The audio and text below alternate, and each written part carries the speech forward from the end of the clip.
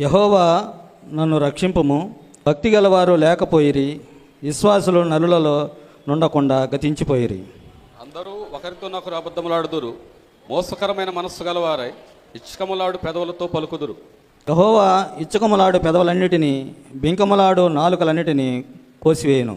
బింకములాడు నాలుకలన్నిటినీ కోసివేయును. మా నాలుకల చేత మేము సాధించదము, మా పెదవులు మావి, మాకు ప్రభువు ఎవడని వారనుకొందురు. బాధపడువారికి చేయబడిన బలత్కారమును బట్టి, దరిద్రుల నిట్టూర్పులను బట్టి నేను ఇప్పుడే లేచెదను. రక్షణను కోరుకుని వారికి నేను రక్షణ కలిగజేసేదనని యెహోవా సెలవిచ్చుచున్నాడు. యెహోవా మాటలు పవిత్రమైనవి, అవి మట్టి మూసలో 7 మార్లు కరిగి ఊదిన వెండి అంతా పవిత్రములు. యెహోవా, నీవు దరిద్రులను కాపాడేదవు, ఈ తరము వారి చేతుల నుండి వారిని నిత్యము రక్షించదవు. అందరం కలిసి చదువుకుందాం.